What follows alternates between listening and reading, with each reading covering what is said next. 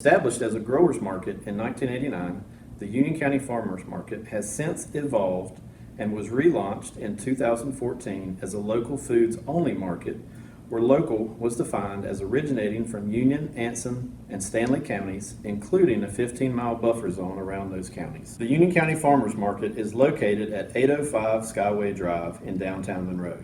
The market is currently open on Tuesday, Thursday, and Saturdays from 8 a.m. to 2 p.m. The market season runs from April through the month of October. The Union County Farmers Market participates in both federal and state assistance programs, including SNAP, EBT, and the Farmers Market Nutrition Program, which is a division of WIC and Senior Nutrition. At the market, you will find homemade crafts, locally raised meat, baked goods, honey, fresh fruits and vegetables, and other value-added products. Come see what all we have to offer at the Union County Farmers Market.